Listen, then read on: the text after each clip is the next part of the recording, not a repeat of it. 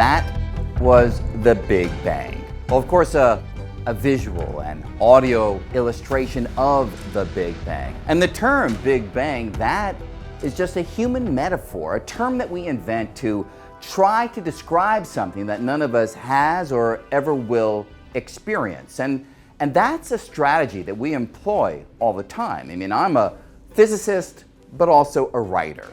And one of the great challenges about writing about physics is finding the right metaphor, the right analogy, the right language to describe some aspect of cutting-edge research. And I can't tell you the number of times that readers of my books will come up to me and they'll say, hey, you use a rubber sheet to describe the fabric of space. You use bread rising as it cooks to describe the expansion of space. You talk about jitters being infused into the microscopic realm to talk about quantum mechanics. Then they say, but how do you, Brian Greene, actually think about these ideas? My answer often is, I think about it in precisely those terms. I use these metaphors in thinking about the actual science, doing the actual scientific research. And this capacity to use language to describe things that we haven't seen is something that we then go further on using the tools of mathematics. But could mathematics itself just be another language, one that is particularly well suited to articulating pattern? More generally still, is it the case that language so thoroughly suffuses human thought that it can be viewed as the substrate of human cognition? And finally, how can it be that swirls on a page or sounds that we invent can carry such power? We die. That may be the meaning of life. But we do language. That may be the measure of our lives. I can see that in the midst of death, life persists. In the midst of untruth, truth persists. In the midst of darkness, light persists. If nothing else, say this is true. That even as we grieved, we grew. That even as we hurt, we hoped. That even as we tired, we tried. That we'll forever be tied together, victorious. Not because we will never again know defeat, but because we will never again sow division. Now, where does this power come from?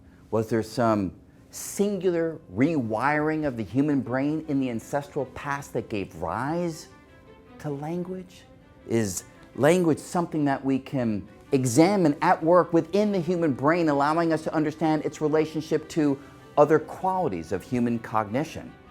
Is language an adaptively selected tool like domesticated fire or the hand axe, one that builds communities and allows us to achieve things as a collective that would be unavailable to us acting as individuals? And could it be that most iconic quality of language, metaphor, using a term that originated in one context to tell us something about a vastly different context, could that capacity be the root of human intelligence? Could that capacity explain how we prevailed, how we came to dominate the planet? These are just some of the questions that we are going to be investigating here tonight with some of the leading thinkers on the subject. Noam Chomsky, Evelina Fedorenko, Daniel Dor, and Steven Pinker. All right, let's begin with Noam Chomsky. 6 decades ago, Noam Chomsky revolutionized the field of linguistics with the contention that there was a genetic basis for our capacity to acquire, use, and understand language, and that all languages have an underlying common structure. His theories helped make Professor Chomsky one of the most widely cited scholars in history, and his ideas are still the subject of vigorous debate. He joins us now from his home in Arizona. Welcome, Professor Chomsky. Very pleased to be with you. Thank you very much. Let's jump right in.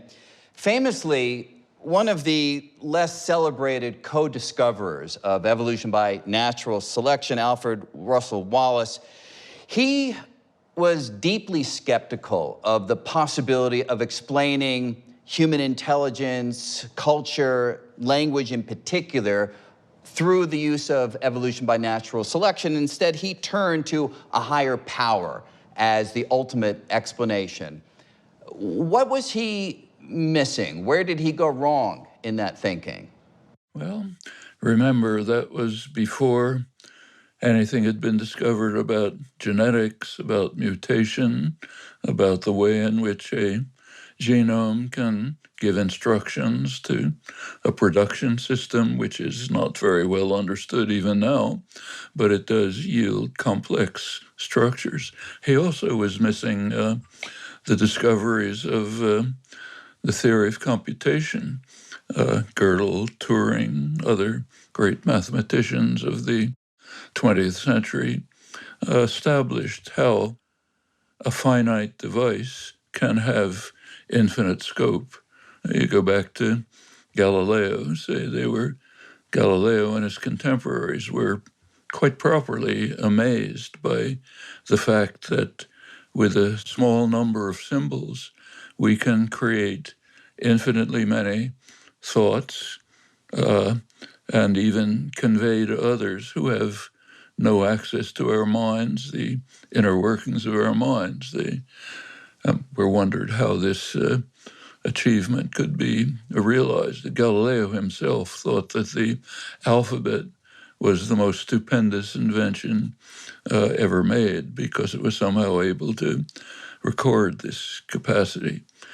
But we now are beginning to grasp how a very simple restructuring of the brain, maybe a small mutation, could have led to the richness and complexity of the capacity to produce thoughts indefinitely and optionally to convey them to others.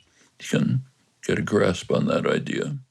So what do you feel is the strongest evidence that there was this mental rewiring when it comes to language, that there was something that happened inside the brain of our forebears that made them able to have this capacity to acquire and to produce language?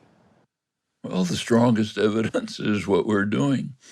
It is a species property. It's now known that there's genomic analysis showing that humans began to separate at least 150,000 years ago. That's not very long in evolutionary time after the appearance of Homo sapiens, maybe 200,000 or 300,000 years ago, which is a flick of an eye. Before the appearance of Homo sapiens, there's no evidence in the archaeological record of any significant symbolic activity. Maybe a line on a bone or something, but none of the complex symbolic activity that you get with the appearance of Homo sapiens. So here we have a species property common to human. The splits, the groups that split have the same language faculty. So that means it was in place prior to the separation. Doesn't seem to have been in place anywhere prior to Homo sapiens. So it looks as if some small change took place. Well, that's side evidence. The main evidence is that we can now show, at least for significant parts of language, that you can account for them on the basis of the assumption that nature picked the simplest possible solution when a generative process appeared. There's no analog in other organisms. So you can try very hard has been tried to teach an ape something like language, but it's completely impossible. And are you convinced, or even surprised, if you are convinced, that this happened once and that then seeded this genetic change throughout the species? Should it have perhaps happened multiple times? Is it a very specific one-off chance event that just endowed us with this capacity? Well, if you look at evolutionary history, lots of things have happened only once by accident. So why aren't we all bacteria? Because by accident, one bacterium happened to swallow another microorganism, which led to structural changes because of physical law, which led to eukaryotic cells, which means we have complex organisms. The appearance of humans after almost 4 billion years on Earth is an enormous accident. It could very well be that there's no thought anywhere in the universe other than this one accident. We have no evidence for it anywhere else. And by now there's work suggesting that the probability of anything like complex intelligence, even life, is extremely small within the accessible universe, physically accessible. So for all we know, we're totally alone. It's just some accident. And it occurred in the last instant of evolution on Earth. So even if life turned out to be relatively commonplace throughout the universe, which is a possibility when you look at the number of stars and the number of planetary systems and the basic biochemistry necessary for life, if it comes to intelligent life, and if it comes to intelligent life that harnesses the power of language, that, in your perspective, could be a singular event in the cosmos. We could be the only life form that uses this mode of thought and this mode of communication. That's quite possible. In fact, the grand old man of American biology, Ernst Mayr, had an interesting debate, which you may have seen, with Carl Sagan on the likelihood of finding intelligent life. And Sagan, astrophysicist, gave basically your argument. All these stars, all these planets, why shouldn't it appear everywhere? That's the famous Fermi Paradox. Where are they? Mayr, arguing on the basis of, as a biologist, said, let's look at the one case we have, humans. Life's been on Earth for roughly 4 billion years. If you look at the actual evolution of humans, you find accident after accident just happened. I mentioned a couple, like an asteroid hit the Earth and wiped out the dinosaurs, left a little bit of space for small mammals to develop. Okay, ends up being us. And there's case after case like that.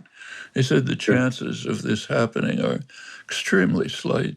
By now, there's even work indicating that the complexity of RNA sequences is extremely unlikely to appear just by straight statistical measures. So maybe there's nothing. Maybe it just happened. And that's the answer to Fermi. They're not there. Okay. So deeply lonely, a cosmic loneliness that may well be how reality is constructed. So focusing back here on planet Earth, one question that people naturally ask when it comes to the thought that human language is so singular, they point to other species. Now, you mentioned the difficulty in teaching other animals language, but when it comes to whale songs or dolphins or gesticulation among some of our primate cousins, you see that kind of communication as radically different from what we're doing right now. Well, first of all, that's communication. Every species, down to bacteria, has modes of communication. But language is not just, we use it for communication, of course, but it's basically an instrument of thought. That was a long tradition. I mentioned Galileo, but many others just assumed that language is what was sometimes called audible thought. It's the instrument of thought. Now, if you think about our own Like language in use, that's almost all we do with language, is construct thoughts in our mind.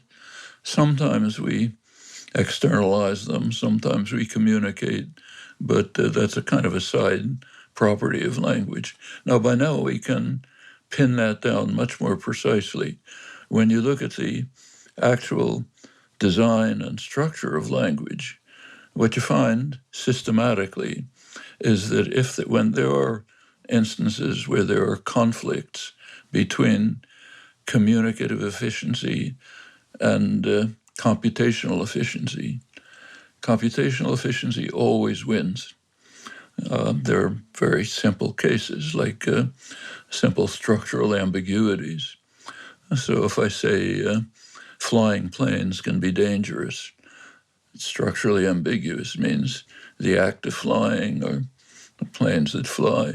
Well, the point is if you just let the rules run freely, computational efficiency, you get things like this. But they harm communication because it means you can't understand what somebody's saying. Do they mean two fly planes or planes that fly? And there are many things like this, some of them pretty serious, which impede communication. But Mother Nature didn't care. When evolution moves along, some change takes place, you get the simplest solution. Simplest, most elegant solution may happen to be dysfunctional, not Mother Nature's problem.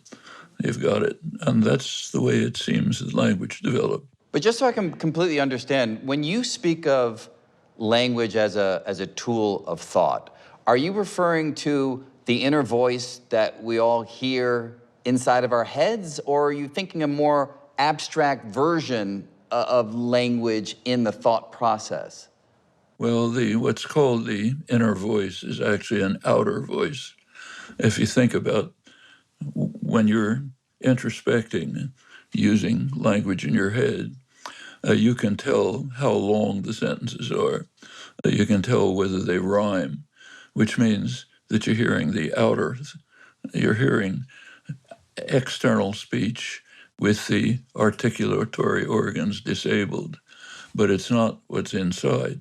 There's things going on in the mind, constructing thoughts, which we can't consciously access, but which enter into everything we do, like interpreting that sentence the way we interpret it.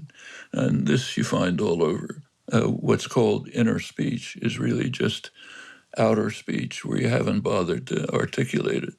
The inner speech you can't access, and that's going on. We can only see its effects, and from its effects you can determine what it must be, much like anywhere else in the sciences.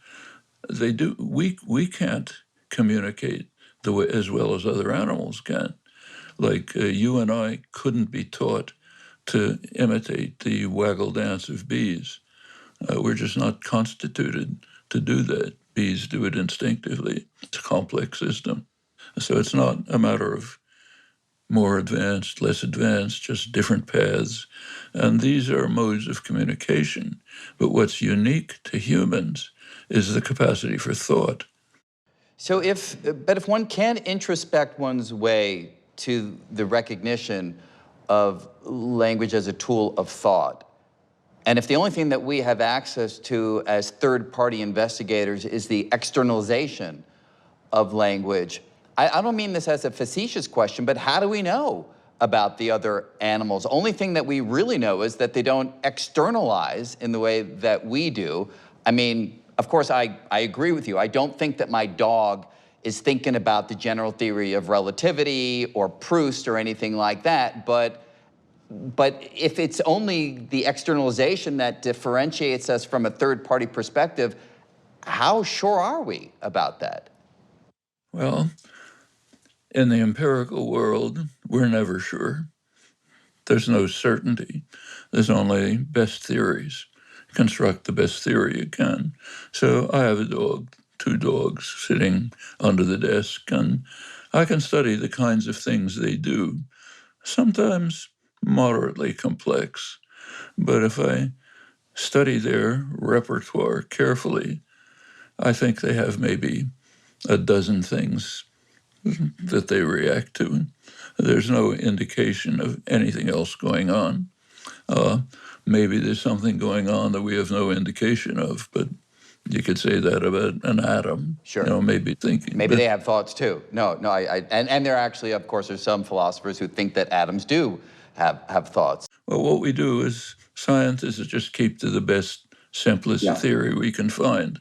People want to speculate about other things, okay, but we have no reason to believe it. But if language then is fundamentally a tool of thought, and that's the basis of our thought, did Wittgenstein have it right? Is the limit of our language the limit of our world? One issue is whether our mental capacities, crucially language and thought, but other mental capacities, whether they have limits. So is it the case, as many believe, including some great scientists and mathematicians like Hilbert, that everything is within our capacity?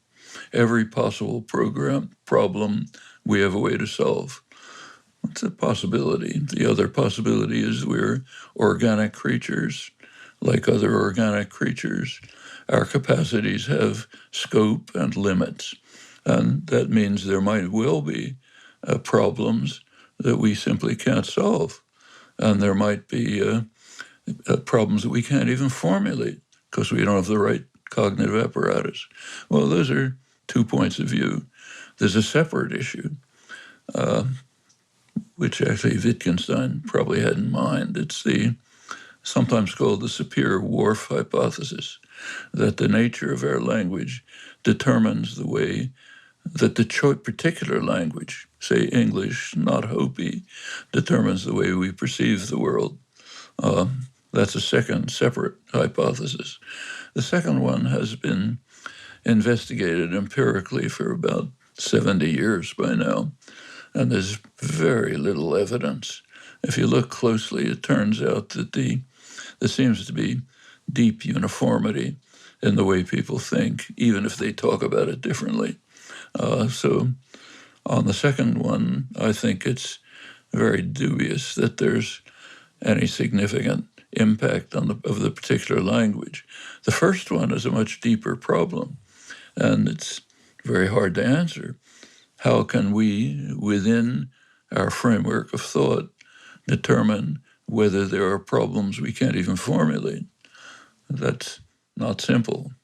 I just want to quickly turn for the last part of the conversation here to human creativity. A lot of people would look at that as the iconic quality of what our species is able to do, come up with novel solutions, innovate, ingenuity when facing challenges. To what extent do you consider language to be the basis of that creativity? Well, first of all, there's traditionally, hundreds of years ago, there's 2 different kinds of creativity distinguished. One of them is the normal creativity taking place at every moment of our lives. So just talking to each other. Every time we're talking to each other, talking to a friend at a bus stop, we're constructing new expressions, maybe never before appeared in the history of the language. The other person understands them. That's Galileo's problem. The constant creativity and innovation in normal human life exhibited in the construction of thoughts by language and the occasional interchange with them. That's one kind of creativity. Then there's the kind you're talking about now, what has maybe aesthetic value or new insights, radical new insights into the nature of the world. That second kind of creativity, nobody knows anything about. The first kind we can get a partial grasp about. But notice we don't really have an explanation for how it is that you and I are doing what we're now doing. How can we constantly construct new thoughts, sometimes express them appropriate to situations, not caused by situations? That was the problem that led Descartes to establish postulate a second substance, res cogitans, which he connected to thinking, speech, but connected to thinking. Nobody understands that. And certainly the higher form of creativity we can gesture at, but there's no real understanding of it. But bear in mind that we don't even understand the most elementary elements of voluntary action. Like if I decide to lift my finger, why am I deciding? There's plenty of work in the neurosciences on the basis for voluntary action, but can't get this far.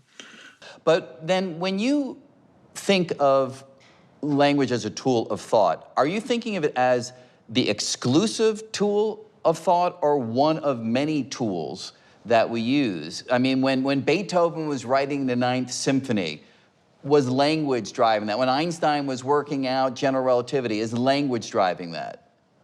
Well, here there's a comment of Wittgenstein's, which is a posit, I think. He says that in his usual aphoristic style, he says, humans think, maybe dolls and spirits, meaning the word thinking, the way we use it, it's something humans do in language.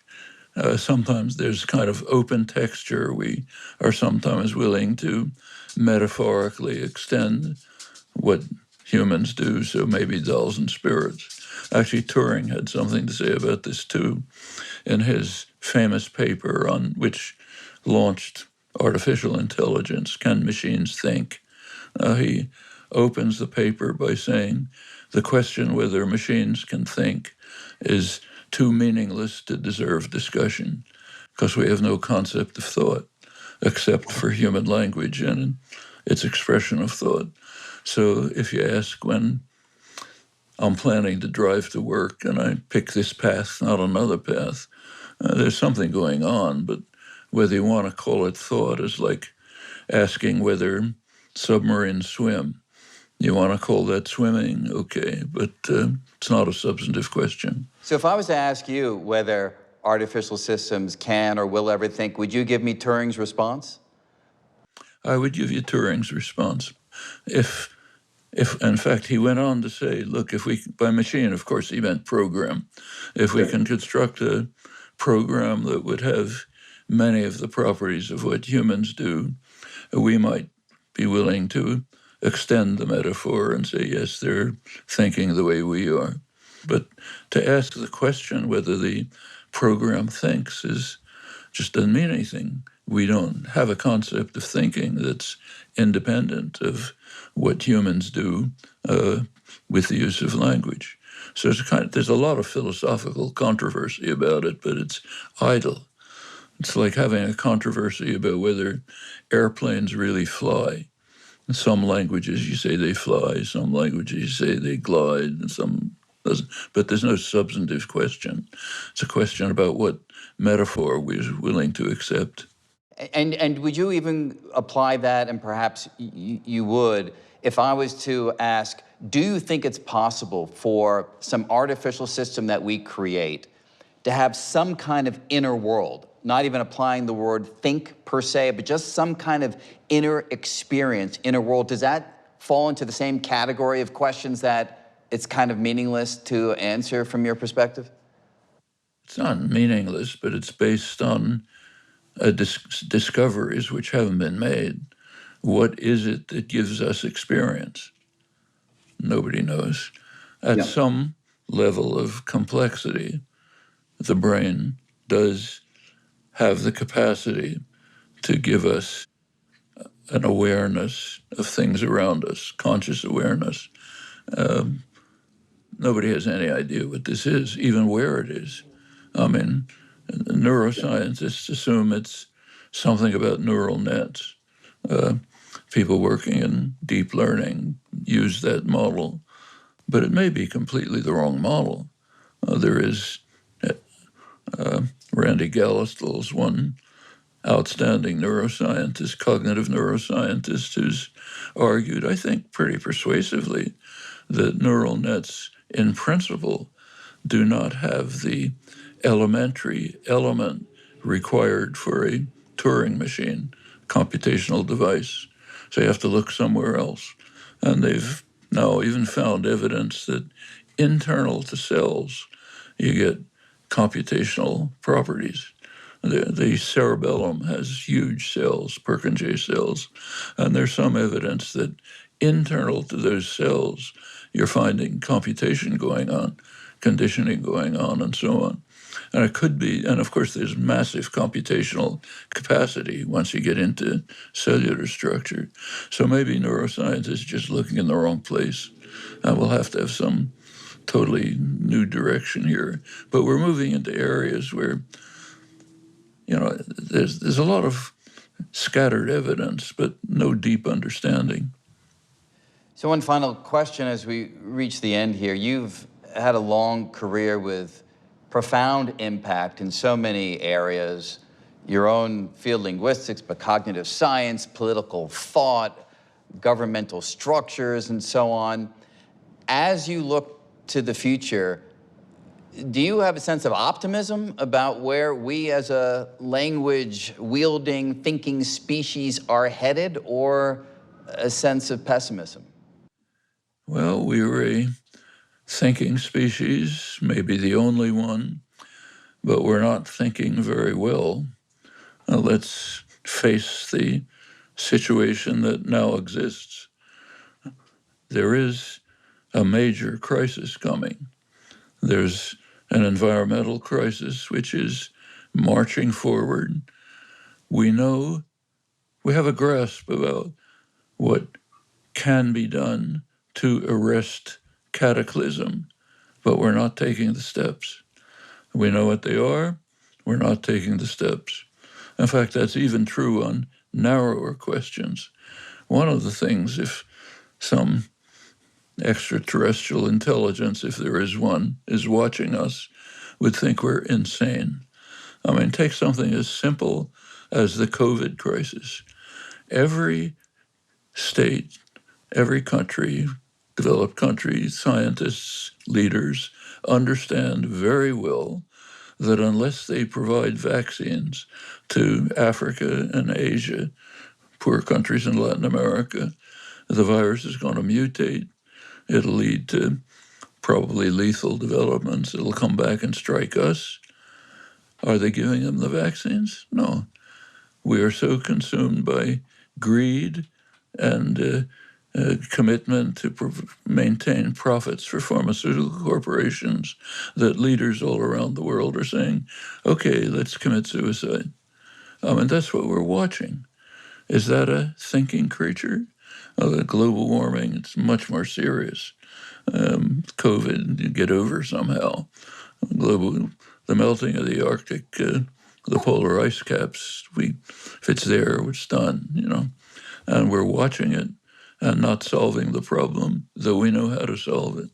So is that a thinking creature?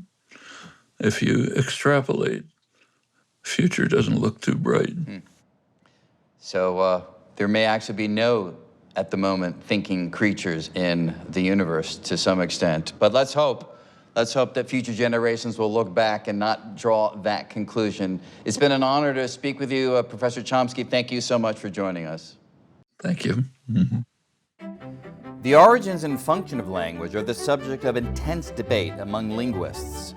But what can the brain itself tell us about what language is and where it comes from? Evelina Fedorenko is an associate professor in the Department of Brain and Cognitive Sciences and the McGovern Institute for Brain Research at MIT, where she runs a research lab devoted to studying the cognitive and neural mechanisms of language. She joins us from her home outside of Boston. Welcome, Ev. Also joining us now is Daniel Dor, professor at the Dan Department of Communication, Tel Aviv University. He's a linguist and the author of The Instruction of Imagination, Language as a Social Communication Technology, in which he argues that language is a collectively inventive tool that allows us to harness the power of imagination. He joins us now from his home outside of Tel Aviv. Welcome, Daniel.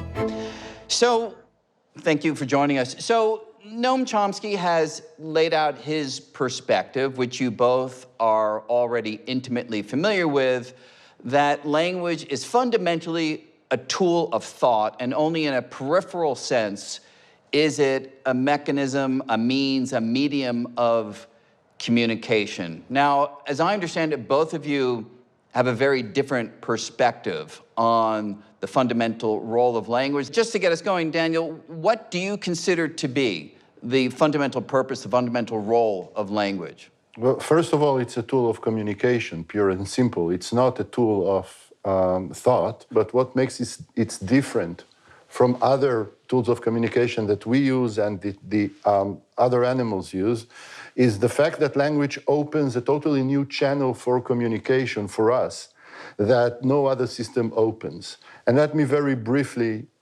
describe what this is. When you look at all the other systems of communication that animals use and that we use, what you see is that those systems allow us to present our interlocutors with materials to perceive with their senses. So I show you a picture, you see the picture, I play music for you, you hear the music, I hug you, you feel the hug.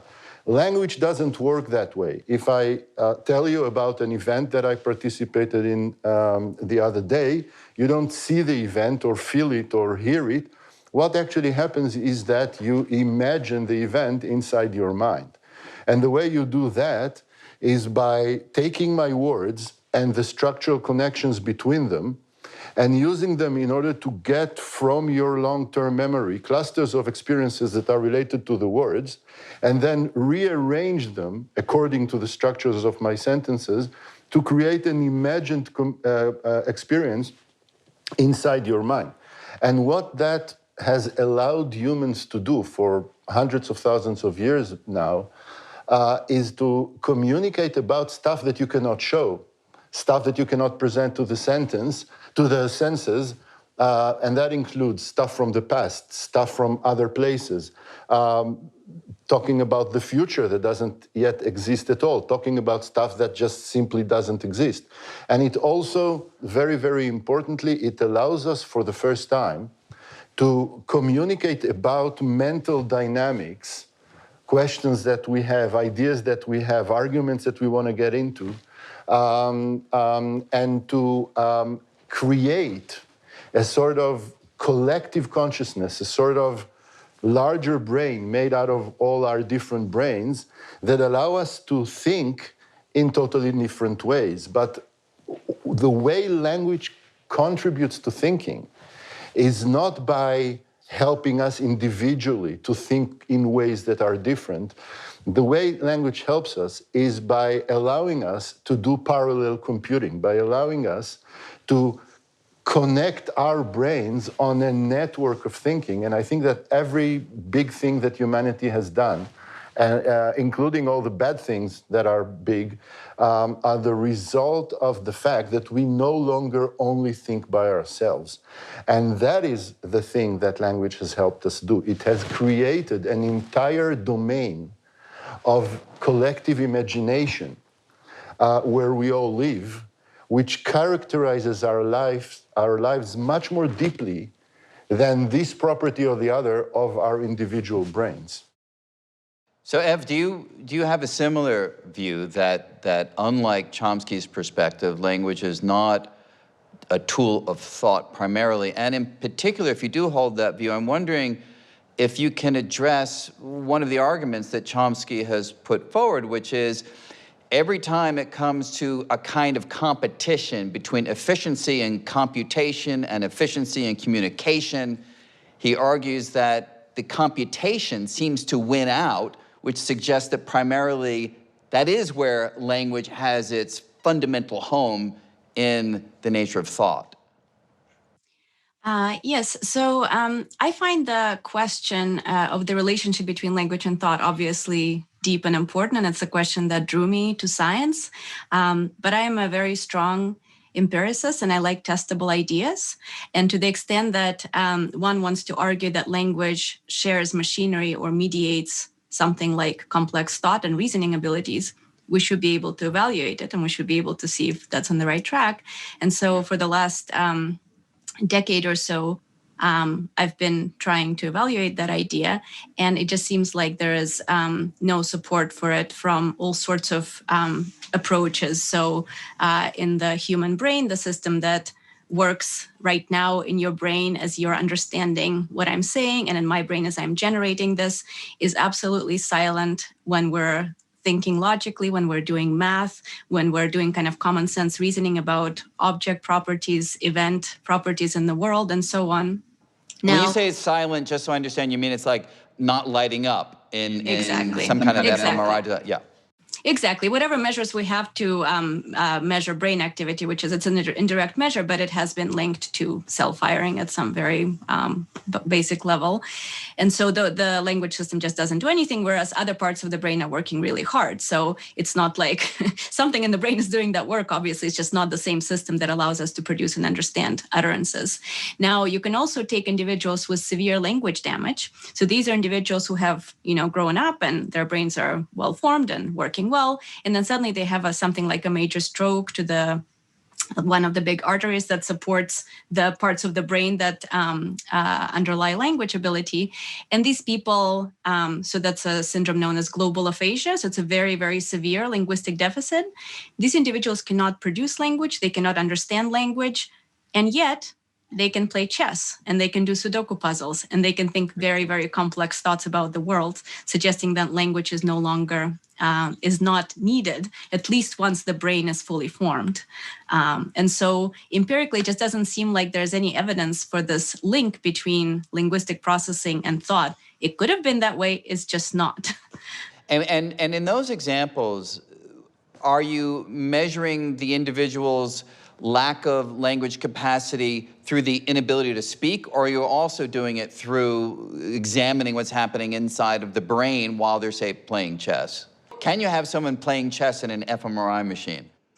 You can make it so, but a lot of these individuals have conditions which actually prevent them from being, so like a lot of them have pacemakers and other things that make them unable to undergo fMRI. But so you assess them behaviorally, but you're not just stepping the kind of surface output structure. We have tests. We as a field of language research has developed tests over the years that allow us to tap what kind of knowledge representations are retained. And the best we can tell, the language system is effectively gone. And if you just look at the extent of damage, it's basically the whole cortical chunk that supports language is gone in those people. It's not like a subtle little lesion there. It's massive, massive damage. And so... And you do not think in those cases that there's some kind of individual rewiring that allows the individual to undertake certain cognitive tasks that ordinarily might involve language, but in their case, the brain has found a way to avoid that damaged region? Well, combined with fMRI evidence, I don't think that's likely, because otherwise in neurotypical individuals, in you and me, for example, the language brain region should be working hard when we're engaging in complex thought, right? So the fact that they don't seems unlikely. But even so, the argument would still stand that complex thought is possible without language, even if it's somehow moved around in the brain and is not quite the same as in neurotypicals. Yeah, absolutely. So Daniel, what about the argument that Chomsky gives in terms of the intrinsic structure of language somehow favoring the computational qualities as opposed to the communicative qualities when you look at the design features of language itself? Let me take a step back and say something about the structures of language from my point of view. I think that as long as you think like Professor Chomsky, you're thinking in this way or the other in terms of the computer metaphor. There's this computer on our shoulders, and this computer is a computational machine. It does all kinds of things, and the idea is language is a sort of software inside that computer. I think that everything we've learned in the last 50 years actually tells us that we should finally replace our metaphors and move from the computer metaphor to what we may think of as the internet metaphor. Language resides on the net. It is a property of the community. The structural properties that you find in language when you actually get your hands dirty and do the linguistic analysis, what they reflect is an entire history of social negotiations within a culture, within a community, about what we need from language as a tool of communication, how to structure it. And once you think about language as something that resides on the internet, like Facebook or TikTok, then you can see that we as individuals are end users. We are not, our brain is not the site of language. We are end users of language. And there's a lot of fascinating stuff that we already know, and a lot of stuff that we need to discover about what happens in our brains as end users. But I think that the most important thing for me as a linguist is that once you look at the structures of language and you start thinking about them in terms of interaction, in terms of the relationships between speakers and listeners, in terms of the different interests of speakers and listeners, you can actually explain the structures much, much better, and you don't need to stipulate stuff of the stuff that we've heard, of the type that we've heard, that, for example, sentences that are ambiguous in language actually emerge inside the mind as a non-ambiguous sentence. I think this is something that just doesn't make any sense. If you think in terms of the relationships between speakers and listeners, you can see, for example, that speakers and listeners have different interests in the story. As far as you're concerned, you would best prefer to say a word or two and let me figure out everything else as a listener, do all the work by myself. That's what sometimes happens in intimate situations, right? A good friend asks you what happened in the meeting, and you say, oh, it was okay, because you understand that the other person can put in all the other information. For me as a listener, when I listen to you, my preference is for you to put everything correctly and right and with all the details, so I don't have to work hard to guess what you meant. And between those different interests, we come up with a certain compromise, not just you and me, the whole history of the community with the language, a certain compromise that actually determines the logic of the structures. And we, as individuals who are end users, do not have to represent all this logic in our minds. We just have to be able to use language the way we use Facebook, which means that just like you cannot understand Facebook on the basis of what's happening in your own computer, you have to look at the network. The same thing is also true for language. So if language is, as you say, fundamentally a tool of communication, then, Ev, for instance, would you argue that it has a relationship to other tools of communication that we do see in the animal kingdom from, look, I can't talk without my hands flying into motion, right? And there are various other facial expressions and things that we do. Is language a kind of natural next step in that progression of communication strategies? I think so. I mean, I think we have lots of prior reasons to think that there is biological continuity in general. But in terms of what we know from studying modern day humans, there does seem to be a deeper link between the systems that support social perception and cognition and language compared to the systems that support kind of abstract, complex reasoning and language.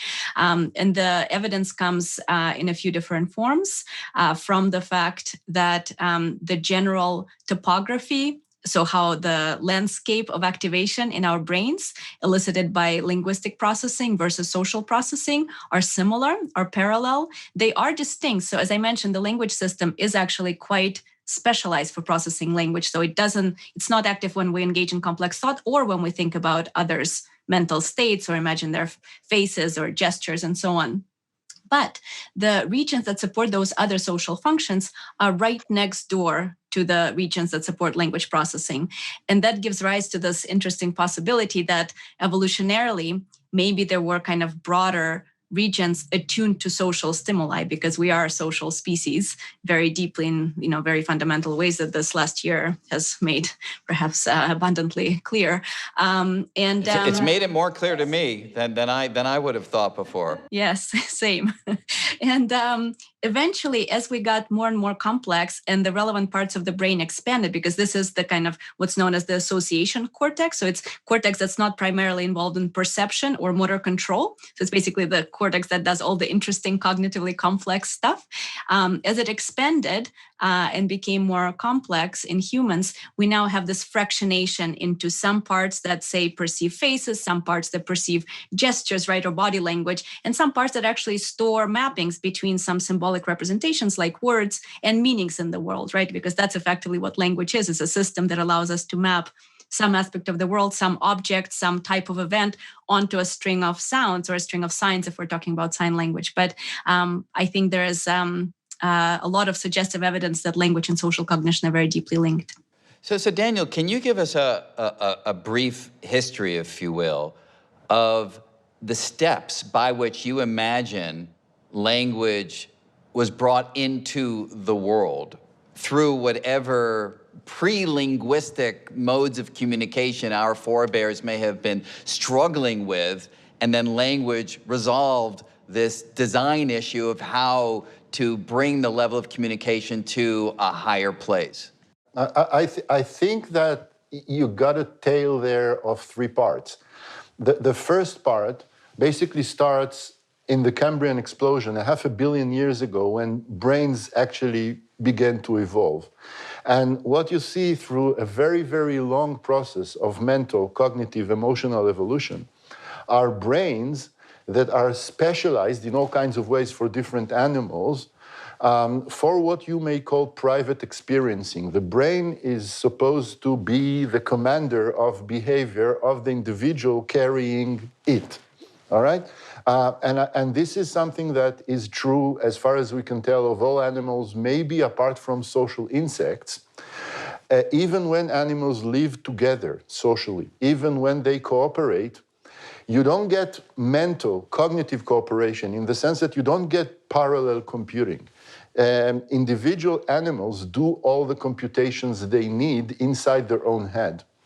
Sometime around 2 million years ago, in Homo erectus, or maybe in habilis, you start to see in the archaeological evidence signs that human communities broke a barrier.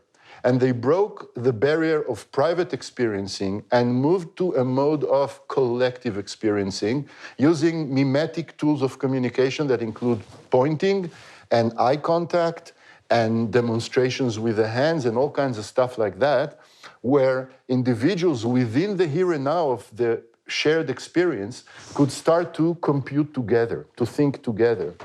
And this worked wonderfully for 1.5 million years, but it turned out probably that the needs for more and more communication for parallel computing became more and more severe. And at some point, as far as I can tell, human communities broke a second barrier. First, they broke the barrier of private experiencing and moved to collective experience, and now they broke the barrier of experiencing and went beyond that into collective imagination. And once collective imagination proved to be such a useful thing for human communities, because it did very, very quickly, it opens your possibilities in unbelievable ways, you got into this spiral of coevolutionary dynamic in which communities, languages, and individuals co-evolved with each other. And within this process, individual brains came to be selected for their ability to participate in the social linguistic game, so that eventually we're today in a situation where you have communities very dependent on language, you have full-fledged languages, and you have language-ready brains. Language-ready brains in the sense that the brain, the whole thing, is capable of recruiting enough brain energy in order to meet the challenge of language acquisition without there being any universal grammar or set of formal rules that are somehow given to us in our genes, because evolutionarily speaking, this idea doesn't make sense. Then, Ev, would you then come to the conclusion that if we at some point make contact with extraterrestrial life, that we shouldn't be surprised that they have some form of communication? Because presumably, in order for them to make some sort of contact with us in some form, they had to work as a group, and therefore would have the very same social pressures that Daniel was just talking about, and then that would naturally yield to communication of the sort that vaguely we're familiar with, as opposed to, say, Chomsky's perspective, where there's a good chance, perhaps, that we're the sole thinking linguistic species in the universe. Yeah, yeah, I think that's unlikely. I mean, I have no stake in this. I can't assess the likelihood. I mean, I can guess based on the numbers of planets that are out there. But yeah, I think if there is a species, some kind of biological species that have enough of a social bias to interact with each other and a sophisticated enough internal world, then of course they're going to find a way to share information, because you are empowered when you can do things together, right? You can protect your group better jointly. You can share knowledge with offspring. I mean, you can do all sorts of things that you couldn't do. And of course you can, invent calculus and figure out how to fly to other planets and things like that. So language is certainly empowering, but I think thought development fundamentally precedes language. So Daniel, Ev made an interesting remark there in terms of, say, inventing calculus. That makes my ears perk up, because I'm one who uses calculus in my day-to-day life. Is calculus, and just view calculus, of course, as a representative of what the human mind, human creativity is able to accomplish, is that an example of instructing the imagination going overboard? How we sort of just swung past the utility of imagination instruction into a place which is fascinating, but is really just an overswinging of that capacity? I don't think it's an overswinging of the capacity, but I think that something slightly different is happening there.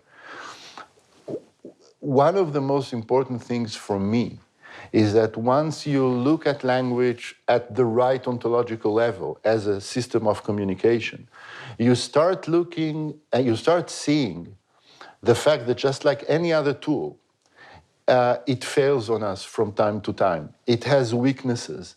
It doesn't always work very well. And the foundational reason why it sometimes fails us is the following. You have your own experiential world that you live in, and I have my own. And they're not the same. We're not the same person.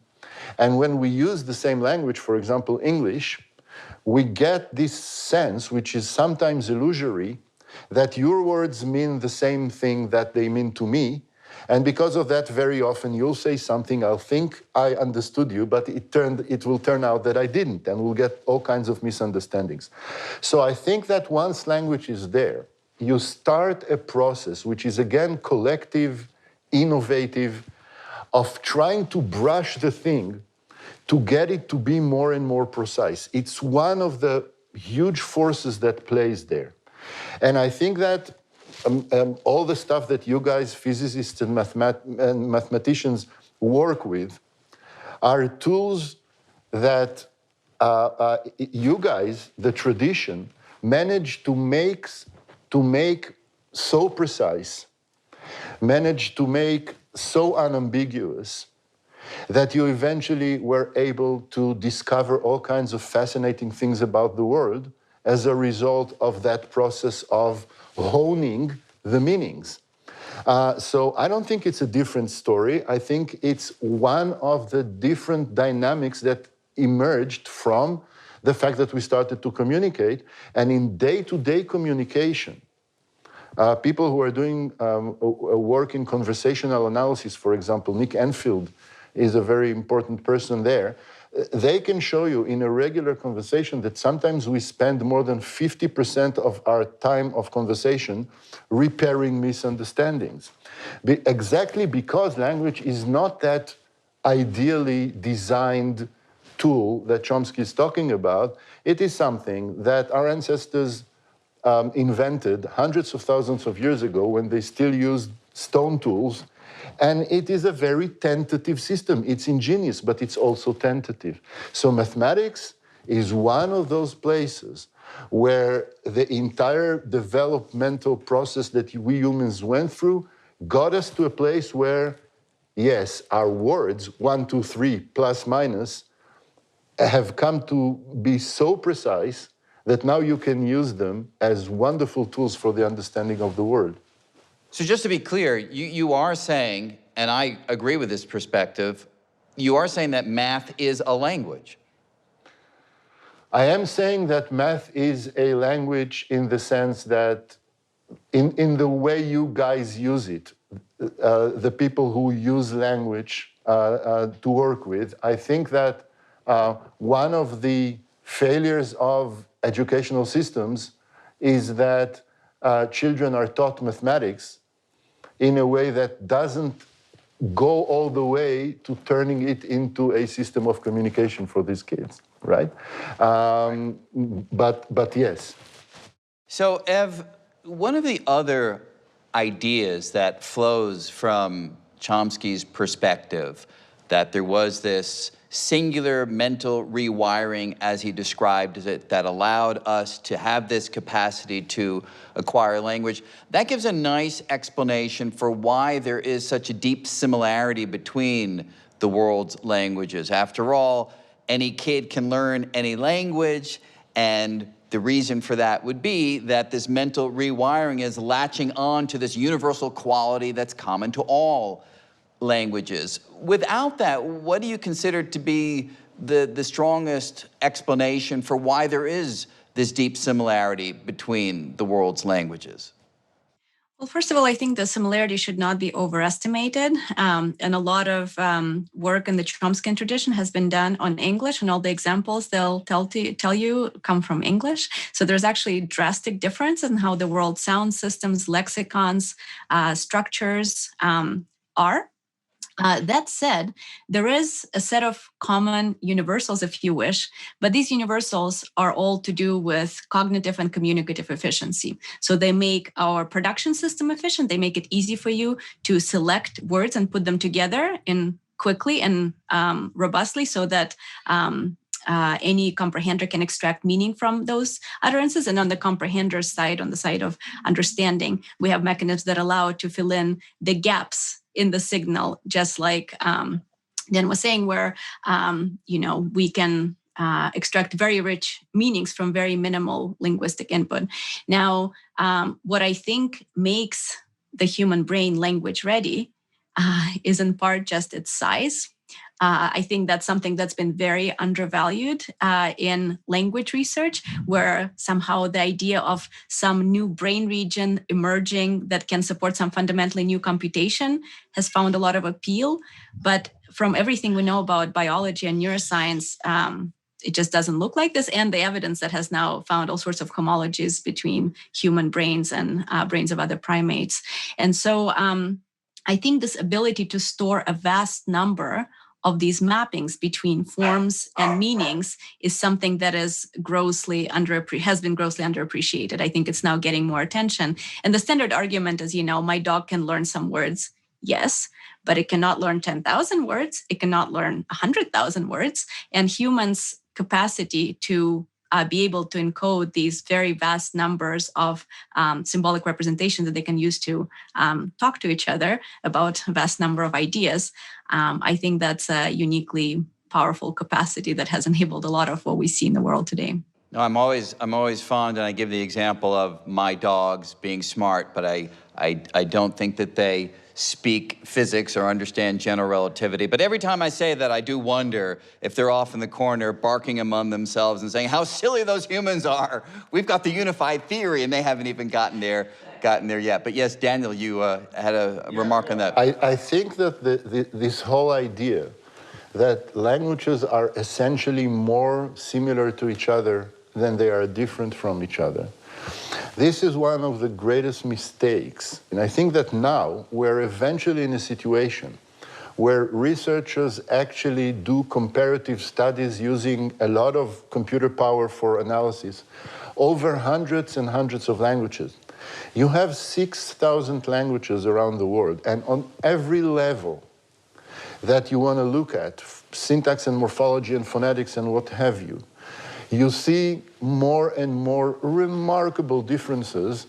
And if you put into it not just the spoken languages, but signed languages, which are languages for all purposes, and you even put into the story protactile languages that are now being investigated, where people who are deaf and blind communicate by tapping, you see that on all the structural levels, there are huge differences between languages. This is actually one of the most important things in the whole story. If you go all over the world and you meet people and you communicate with them with facial expression and pointing, you can go very far. You can say pointing is indeed a universal thing. But there's no language in the world that you can speak, that you can use to speak to more than 20–30% of the population of the world. And if you really want to get a window into human nature, you're not going to find it in what is shared by all languages, which is very, very little. You're going to find it exactly in the sense that the human species has managed to find 6,000 different solutions to the same basic engineering problem of how are we going to be able to communicate with each other and instruct each other's imagination.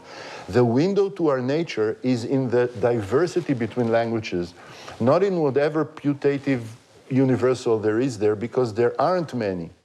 I mean, does it disturb you then that the world is losing so many languages at such a rapid rate? Definitely. I think this is one of the most worrying things that we have to think about.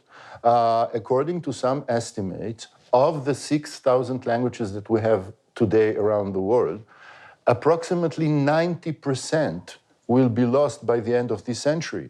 And I think it's a huge worry. And of course, there's a lot of sociological, political reasons for that. And very often you see this beautiful, beautiful language with such strange engineering solutions that you never even thought about, a product of ingenuity, that right now you have, 10 speakers, 20 speakers, 100 speakers. And we're definitely losing, together with those languages that are dying, we're losing traditions of thought about the world that are very, very important, beautiful, inspiring, and so on and so forth. So yes, it's a very, very good, very serious reason for worry. Yep. Ev, why don't you take the last word as we wind it up here? Sure. I mean, I just wanted to disagree a little bit in saying that I don't think it's uninteresting to try to understand which properties of languages are similar, because there are certainly parallels in how humans have solved these problems of communicating infinite, well, don't have to go to infinity, a large number of meanings, okay?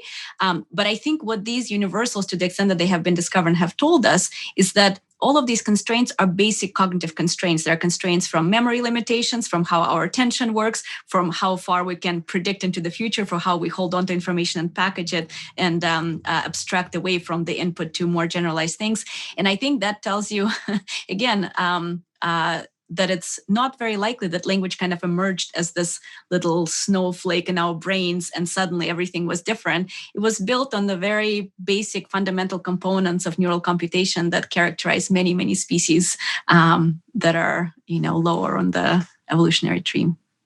And so one final question. I said it was going to be the last one. We ask one more. As you look to the future, then maybe each of you can just give a brief answer. Daniel, what do you see as the next major thing on the horizon in studying human language? I think that once we manage to go through the conviction that language is this way or the other not a tool of communication, and we manage to settle on what we find empirically as part of our scientific work, and we manage to start looking at the way communities have built languages, and we start looking at the histories and the way they interact with cognitive capacities, we get to know more and more about the differences and similarities between languages, and we get to understand more and more of the evolutionary dynamics that have characterized this, because we haven't talked about evolutionary developmental psychology, for example, the whole biology, evolutionary developmental biology. We understand the coevolutionary dynamics now in a much, much better way. And I think that once we really understand the diversity of languages and we really understand the dynamics of the brain, together, I think we'll have a sort of first step towards a unified theory of language that is realistic. And I think that's the goal. Ev, how about you, looking to the future? Yeah, so to circle back a little bit to deep learning and artificial neural networks, I've been incredibly excited by the developments in computation, artificial intelligence. I think the models that exist these days that are language models are exquisitely good at language. They're often criticized, but what they're criticized for is their inability to think. Now, they're not trained to think. They're trained to predict the next word in a sequence. And now that we've shown in our work and some related work that the system that supports language comprehension and production is actually quite separate from the system that supports thinking, abstract kind of hierarchical relationships among all sorts of elements, be it in math or in common sense reasoning. We can utilize these language models along with trying to build models of thought, which quite a few people are trying to do. And then if we, understand how those fit together, then we have a more complete computationally explicit model of how the human brain may be solving these problems. And then we can probe these systems to really understand what are the representations that we store, what are the algorithms that apply when we generate a sequence or we generate a thought, right? And that can have all sorts of profound clinical implications, educational implications, because if we can build a system and make it do something that humans do, well, I think that's quite powerful. And now some people have argued, following Daniel's comments, that maybe you want to build systems that from early on are built to interact with each other, because that may provide some features that just wouldn't emerge ordinarily from if you just construe it as a kind of singular organism. And I think that's also a very exciting direction. Yeah, it absolutely is wonderfully exciting. So Daniel Dor, Evelina Fedorenko, thank you both so much for joining us. A fascinating conversation. That was great. Thank you very much for having me. Steven Pinker is the Johnstone Professor of Psychology at Harvard University. He conducts research on language, cognition, and social relations, and is the author of 12 wonderful books, including The Language Instinct, The Stuff of Thought, and The Better Angels of Our Nature, books from which I and many others, of course, have been deeply influenced. He joins us now from his home in Boston. Welcome, Steve. How are you doing? Fine, thanks. How are you, Brian? Good. Great to see you. So we've had some discussion earlier in the program about the origins of language and the purpose and the role of language. And there have been a variety of perspectives, and I think it's well caught by a phrase that Guy Deutscher, a colleague of yours, he wrote some time ago, where he described the impressive range of theories circulating for how the first words emerged, from shouts and calls, from hand gestures, sign language, from the ability to imitate, from the ability to deceive, from grooming, from singing, dancing, rhythm, from chewing, sucking, licking, and from almost any other activity under the sun. So I gather part of the issue here, of course, is that words don't fossilize. They don't leave an imprint in the physical world that we can examine the way we can other structures in the evolutionary record. So from your view, where does that ultimately leave us? Will we ever have an answer to the question of the origin of language? I don't think you'd ever say we won't have an answer to the question. Right now, we don't have an answer to the question. I think, as with many questions about the evolutionary function and origin of a trait, the function is often more obvious than the origin. So, for example, there's not a whole lot of mystery as to why we have kidneys. They filter out the blood. Why we have lungs. They oxygenate the blood. Where the kidney came from or where the lung came from, was it a swim bladder or was it something else? It's not exactly the same question. The two questions are related, but even if you don't know where the kidney originated, that is, what was the precursor structure, you really do know that it filters the blood. Likewise with language, I think it's pretty clear that it's there to exchange ideas and to negotiate social coordination. What the first word was is a much harder question to answer. And so, but right there's a bit of a controversy, I guess, because Noam Chomsky famously says that language is really a tool of thought and quite peripheral. It's a tool of communication. What's your stance on that? I think it's a radical, an extreme, and a rather implausible position. For one thing, if language was primarily a medium of thought, why do we have words that can be pronounced out loud? Why is it the entire component of language called phonology?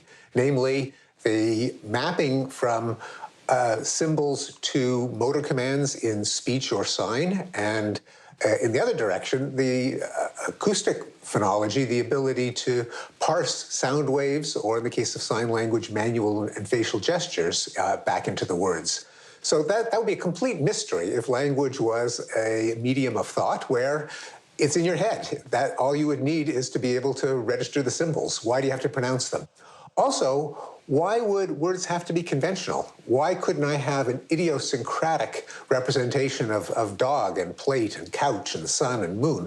Why is my representation the same as your representation if all we were doing with those words was thinking thoughts, because the thoughts could stay inside each of our skulls? So the fact that two of the most salient and universal features of language, namely there are conventions. If I have the subject before the verb before the object, so do you if we belong to the same community. That would be a coincidence if it was just a way to think. And the fact that we can pronounce words would also be a coincidence if language was just a way to think.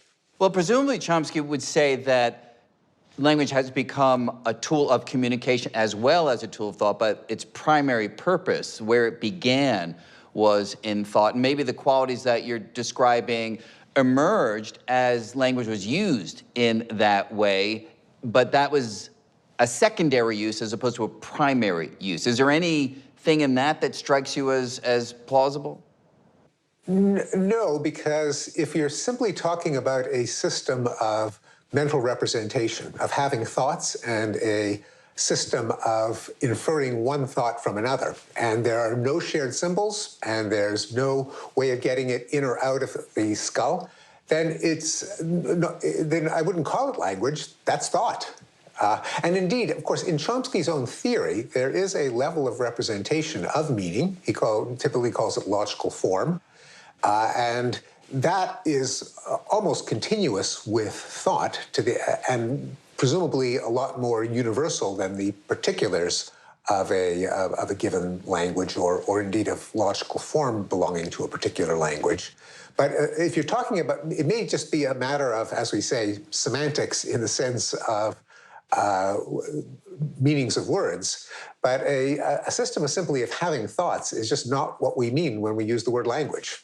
And so when you think about language as a tool of communication, is it general purpose communication, or, for instance, like Daniel Dor emphasizes, language as really a tool to, say, instruct the imagination of the other, a very specific role that he believes language played in the ancestral past and the reason why we have it?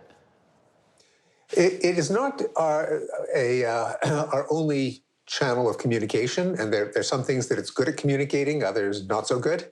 One of the reasons we have facial expressions is that there are emotional colorations that are difficult to put into words. One of the reasons that we have gesture and pantomime is that there are spatial configurations, motion configurations that are very hard to convey in words, precisely because language is digital. We've got words. We don't stretch out words more for bigger things and shrink them for smaller things. They're just, you pick one word or you pick another word, and we order them from early to late in the sentence.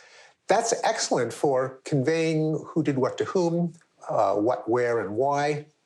Not so good for conveying high-dimensional analog relationships. It's virtually impossible, say, to define something like a spiral without going, well, it's like this.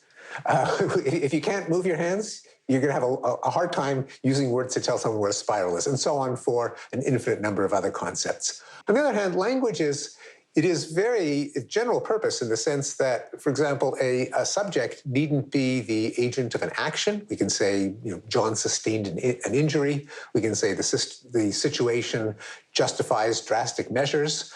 The verb doesn't necessarily refer to an action. The object is not necessarily something acted upon, even though prototypically they are. So there is a kind of generic set of semantic relations that language is optimized to convey, highly useful, not specific to any activity like eating or having sex or running. On the other hand, it is not identical with the thoughts we have and the thoughts we want to share. Now, you've also noted that you see language as being part of the way that we humans fill the cognitive niche. Can you explain the role that language played in that, and what do you mean by that particular place that our species has filled? Yeah, it's a concept that I borrowed, i.e. stole, from John Tooby, Irv Devore, and Lita Cosmides. And it pertains to the fact that humans are zoologically really, really weird. There are things that you see in Homo sapiens that are rudimentary at best, perhaps non-existent in other species, language being the most obvious, but not the only one. We also are very unusual among animals in the degree to which we cooperate among non-relatives. Easy to explain cooperation among among kins, they share genes. Not as easy to explain cooperation among non-kin, who can much more easily exploit each other. We also have a lot of technological know-how. We're not the only species that makes tools, but we depend on them a whole lot more than any other species. Tools that are not part of an innate repertoire, but that we invent, we pass down culturally. Now, Devore and Tooby and Cosmides suggest that these three zoologically unusual traits, and they list a number of others, it's no coincidence that you find them in the same species, because each one multiplies the value of the other two. So it's not so easy to negotiate social contracts, agreements. If you do this for me, I'll do that for you, without language. Not impossible, but very inefficient. It's not impossible to convey technological know-how. How do you extract a poison from a plant and prepare it so you could put it on the tip of an arrowhead? How do you fashion vines into a baby sling? Language is pretty helpful for that as well. And in terms of getting social cooperation going, the evolutionary theory tells us that the cooperation is easiest to evolve when it's possible to confer a big benefit to someone else at a small cost to oneself, because that sets up a kind of a market, a kind of economy of favor trading. You don't get that started if it's just one cow, say, pulling up a lump of grass and dropping it in front of another cow. The second cow could say, well, thanks, but I can get my own grass. But when it comes to know-how, just in a few seconds of breath, it costs me virtually nothing, and I can give you an invaluable skill. And so the language ideas can be duplicated at trivial cost. We're seeing that, of course, in the digital revolution, where you can make perfect copies of things at minimal cost. It goes way back. And the ability to share ideas means there is much more reason for people to be, as we say, on speaking terms. Namely, you hang out with other people if you have language and if they have something to say to you. That is, language evolved because we have something to say and we're on speaking terms, and vice versa. We're on speaking terms because we have language and we have something to say because we have language. Language also allows you in the technical sphere to pool innovations. So not everyone has to invent the wheel. People can improve on others' inventions. You can pass it down to your kids. You can share it with others. And so they probably co-evolve. We have reason to believe that some degree of cooperation and know-how probably got the cycle going simply because we see them in chimpanzees, our closest relatives, and we don't see language in them. But it may have kind of primed a pump and created a kind of virtuous circle where each one made the other two more valuable. Right. Now, among the other things that certainly seem quite special to the species, we can investigate the universe, we can write down laws of physics, we can write novels. I mean, there are all sorts of qualities of the world that you can trace back in one way or another to the emergence of language. So a natural next question is, how do we leverage language into these abstract realms of thought? And that naturally takes us to the subject of metaphor. And I'd like to turn to that now. And look, I mean, we both write books for general audiences. I find all the time the exercise of writing a book is finding the right metaphor, the right analogy for communicating abstract ideas to general audiences. I also find, and I'll come back to this in a moment, that actually in my research work, metaphors are actually valuable even right there in trying to push the boundaries of understanding. But one thing that was really surprising to me is the ubiquity of metaphors in the language, many of which, you know, are hidden. I mean, if you focus your attention, you realize that our language is just stuffed full of metaphors. And of course, right there were two bad metaphors, right? Of focusing attention, we focus telescopes, we don't focus our brain. You know, we stuff turkeys, we stuff drawers, and generally we don't do it with metaphors. So it's all over the place. I mean, is there a sense, I mean, what fraction of our language is metaphorical, has been quantified?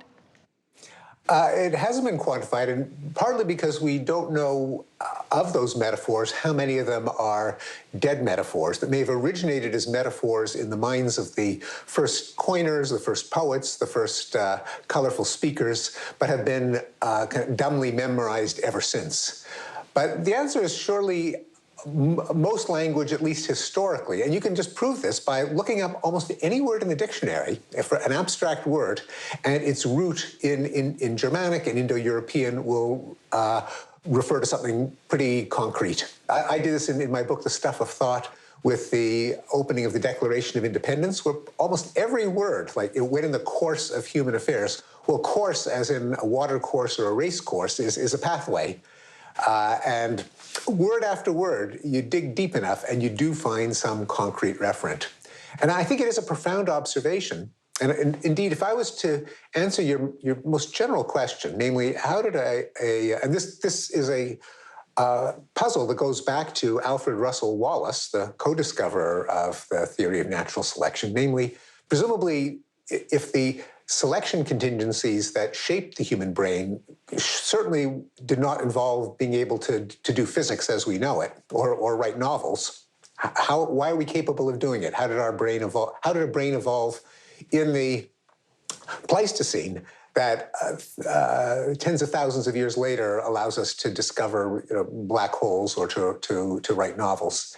And I think Chomsky identified one of the key engines, and that is the open-ended, recursive, combinatorial power of language, and by extension, thought.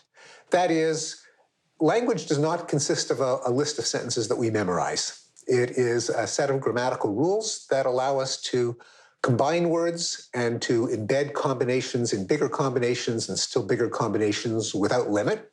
So there's no finite limit on the number of sentences we can utter, but more importantly, since each one of those sentences conveys a thought, there is no limit on the number of thoughts we can think. I think the other key to answering that question comes from, in a sense, Chomsky's bête noire, his longtime opponent within the field of linguistics and former student George Lakoff, from the book Metaphors We Live By, who identified the phenomenon that impresses you and me, namely that language is just saturated, to take another metaphor, with metaphor. We don't even realize it. We say, you know, he attacked my argument and I tried to defend it. Well, that's kind of appealing to an underlying metaphor of argument is war. And as soon as you start to notice this, you just see that almost all of abstract language is metaphorical. Now, so I think that the metaphoric abstraction, where we can take ways of thinking that originally evolved for chucking rocks and for pushing logs, and extend it to these abstract realms, even something as abstract as, say, analogizing the value of a variable to a location in space, something that we do every time we plot a graph, or to analogize application of force to change, to causation, immediately our concrete cognition can be put to work for abstract scientific deliberation. And then combine it with Chomsky's insight that there's just no limit to the thoughts that we can think given these combinatorial rules of embedding one thought into another, and you see the provision for an explosion of thought. Now, but there is one other piece to the puzzle, though, because just being able to think an infinite number of thoughts and to have all of these poetic metaphors can't explain why science should ever work. Why should, given that a metaphor is just our reaching for something familiar, why should it even apply to something as abstruse as the universe, the fundamental forces, the elementary constituents of matter? I mean, it just seems like an amazing coincidence that a mind that our cognition for rocks and sticks and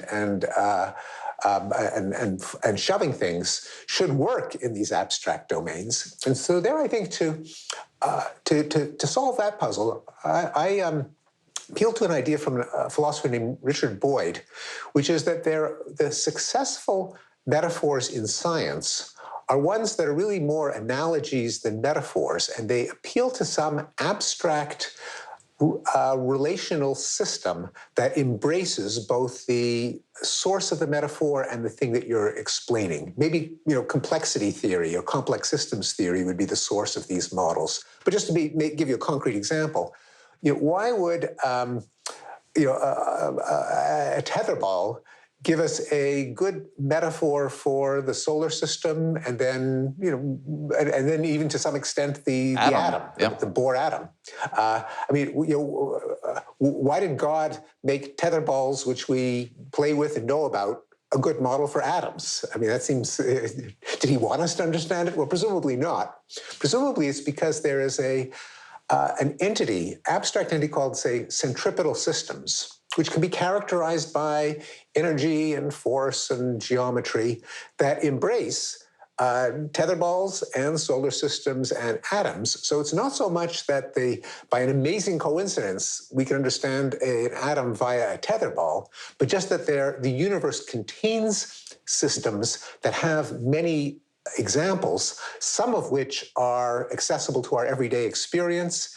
And our luck is that our everyday experience can exemplify these systems that also apply to much bigger, much smaller, much more abstract entities. But the amazing thing there is, while there are echoes of the phenomenon that take place on one scale happening on other scales, and therefore allowing, say, the tetherball to be a reasonable model for the Earth going around the sun, when you do apply it to atoms, it works just so far, right? It worked for the initial version, and then somehow we're able to use the power of observation, experiment, and mathematics to break free of the initial metaphor and come to a new understanding of the world, which then we invent yet new metaphors to describe. So there's a great deal of flexibility that somehow is built into this whole schema, where we're not locked in rigidly to only recapitulating our understanding of one scale on another scale. Is that telling us something deep about the human mind? Is that some quality of mathematics that we've developed and now we're allowing mathematics to take us forward? Are we learning more about ourselves or more about the universe? Yes, no, absolutely. And that's a vital point. And again, you and I, as would-be science explainers, are constantly faced with the problem of reaching for an analogy, and the analogy only goes so far. And in fact, if you take it too seriously, then you'll misunderstand the phenomenon. And I know, I mean, when the Higgs boson was confirmed, the metaphors, some of them seemed so crummy that they, running past a crowd and slapping people's hands, and molasses, and I mean, I've used molasses, so don't diss molasses here. Okay, molasses is fine. No, it actually has some problems. I agree. No, but you're absolutely right that in addition to metaphorical or analogical thinking, the mind has to be nimble enough to compartmentalize the analogy and to pick out what aspects ought to be taken seriously and which ones ought to be ignored. And that requires a pretty sophisticated kind of representational, computational system, a kind of a logical form with variables that can be bound but also unbound. I mean, it speaks, I think, to the sophistication of thought that we can both enjoy and appreciate an analogy, but also know how, or ideally, know what aspects to attend to and which ones to ignore. Absolutely vital. So we spoke a little bit before about the origin of language generally. Where did the first metaphors come from? I mean, is that a separate question? I mean, presumably language began in a very, to use a metaphor, concrete way. We were actually speaking about specific things in the physical world around us. At what point did a metaphorical version of the language start to inject itself, to use another metaphor, and thereby give us this distinct way of describing things in the world? Well, that step may not have been that hard. If we mentally represent things not as an unanalyzed glob, a gestalt, but if we represent it in terms of its constituents, its components, its shape, its weight, its motion, then two things that actually share components will automatically call one another to mind. Might literally be represented in overlapping neural real estate. That is, if we think of And you mean literally here. Literally, yes. Exactly. Literally. I mean, it could be that in fact, there is the challenge of how you don't confuse them. But if, for example, you see a tetherball, and it isn't just the tetherball scene, but you represent it as, oh, there's an object, and the object spins, and the trajectory is a circle, and there's something pulling it. And then if you see, say, an animation of an atom, and the way that it's represented in the mind, again, is not just atom, full stop, but, oh, it's got an object a big object in the center and a little one in the periphery and an invisible line of force connecting it, and it goes around in a circle. Then you got circle and line and line and object and object. It might be quite natural for one of them to trigger the other. It may be even automatic if, say, your representation of object is just, say, in the extreme case, let's say it's just in one place in the brain. And then you think atom, you think ball, and parts of those thoughts might literally overlap. So that part might be easier. In fact, probably the computational challenge in terms of neural computation is how do you not confuse them? Right. Now you mentioned, and we've been playing around with it, that metaphors do die at some point in the sense that we no longer sort of hear them as metaphors, we just hear them as words describing things in the world. And of course, one way to establish that is just to look at the number of times people mix metaphors in ways that just don't make any sense. And I was just looking at a few examples that I had written down. People have written, burning the bridge at both ends, biting off the wrong end of the stick. Here's one that I love. It was the bottom of the ninth, so they threw a Hail Mary. I mean, that's got so many interconnected parts. I don't even know how to make sense of that. Another one that's a pet peeve of mine, they invested heavily in the company, resulting in earnings taking a quantum leap. So that's a funny one because I get it. Quantum leap is a leap that couldn't happen in the classical world, but a quantum leap is as small as possible leap at all. And one that I'd never heard before, I read in your book that maybe you can remind us of, one that Rabbi Baruch Korf wrote in referring to Nixon. Do you recall that one by any chance? How could I forget that the American press has literally emasculated the president? Yes, right. Making him eligible for the club called Awful, Americans who figuratively use literally. There you go. And so is there a sense of how long it takes for a metaphor to die? It's not like a constant, and it depends, I think, on how many contexts it's used in, whether people hear it divorced from its original context. In which case, since we have the ability, this is another elementary principle of linguistics, one of the foundations, is just arbitrary signs. That is, one of the things that makes language so powerful is that we can associate a sound with a meaning. Now, often those sounds have a transparent relationship to the meaning, as in metaphors, as in onomatopoeia, as in, to some extent, in what's sometimes called phonetic symbolism, the fact that humongous refers to big things and teensy refers to little things, kind of echoing the size of the cavity in your mouth. So there can be some connections. On the other hand, we'd be quite crippled in communication if every one of our words had to be like a pantomime where you could just sort of see what it meant just by its shape.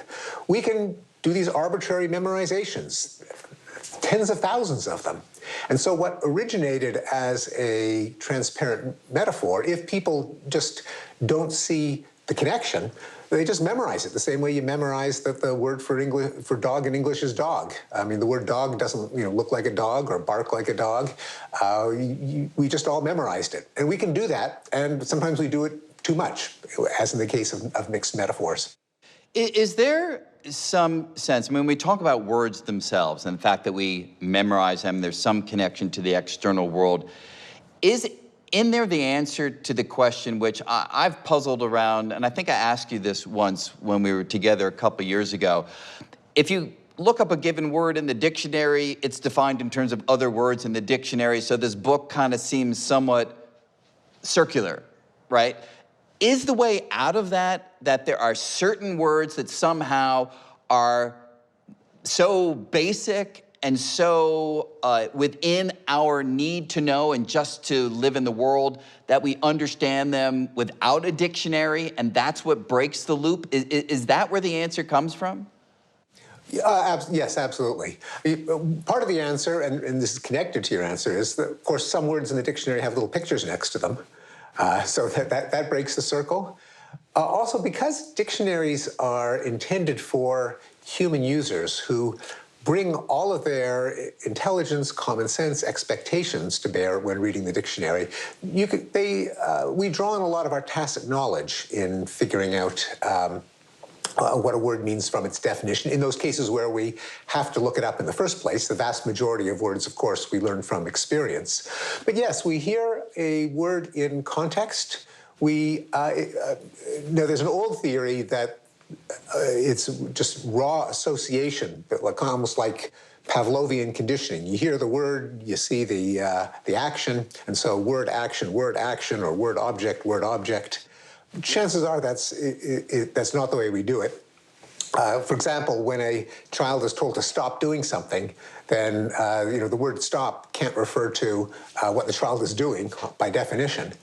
The extra level of sophistication is that we use our intuitive psychology, our so-called theory of mind, referring now to not a scientific theory, but an intuitive theory, to make a reasonable guess as to what the speaker is probably trying to get across. And then we solve the puzzle of what sound coming out of the speaker's mouth or hands in the case of signing probably is what the speaker was trying to convey. So there has to be enough redundancy in the situations, especially in the case of children, that language is partly redundant enough that they can crack the code and figure out what those words mean.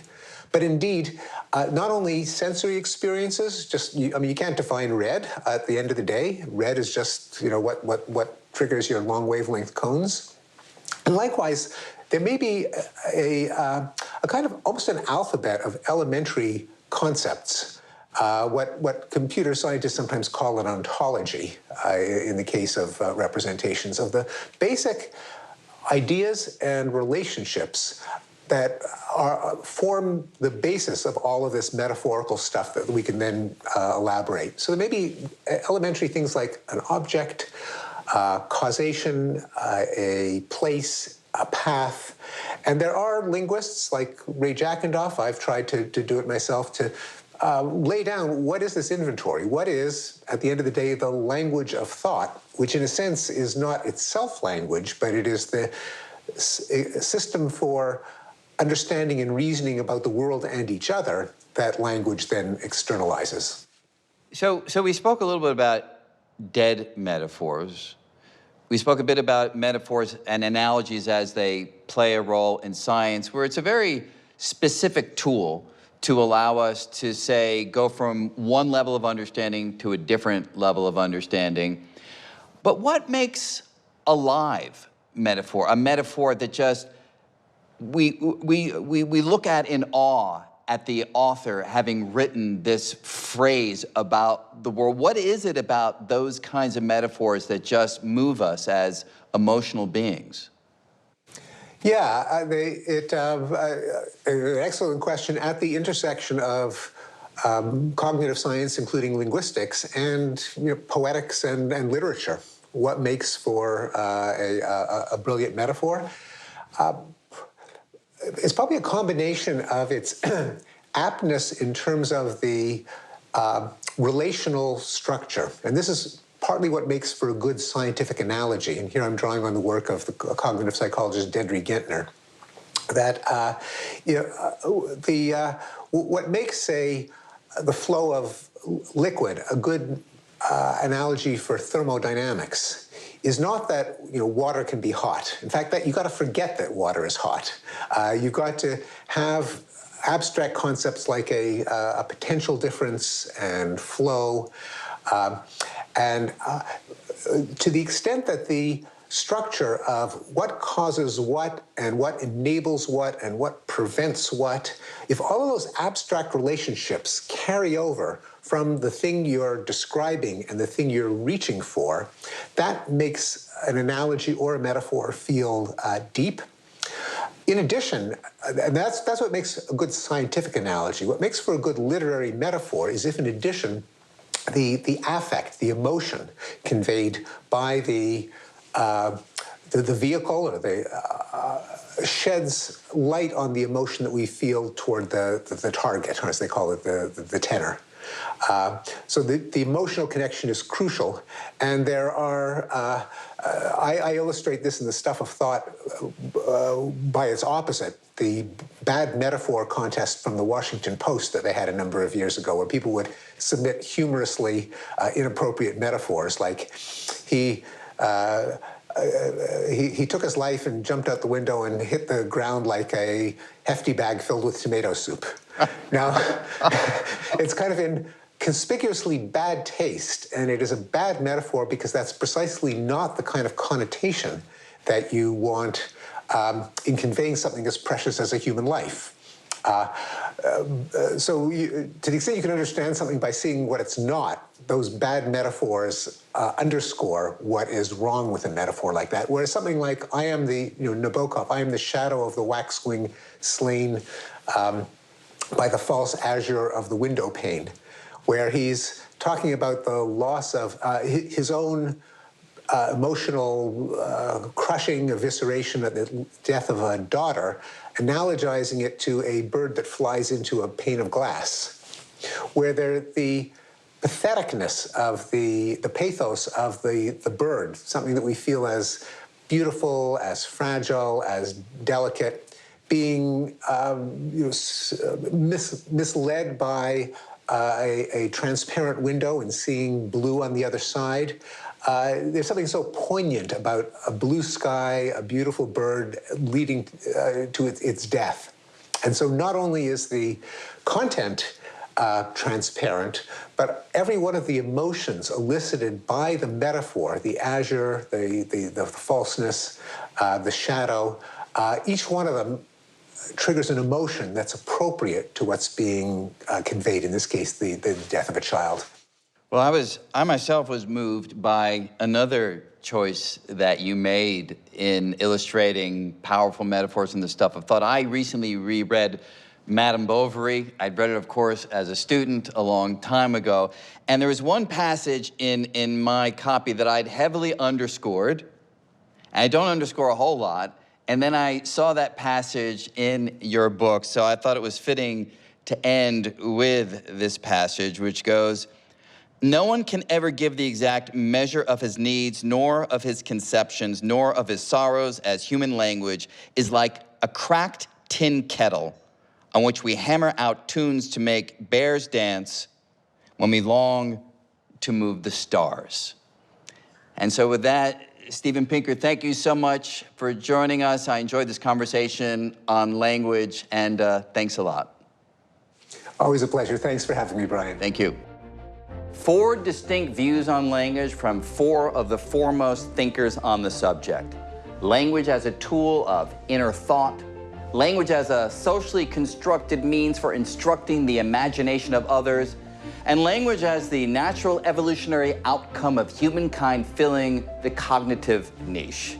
Now, there are profound differences between these perspectives, but there is also common ground.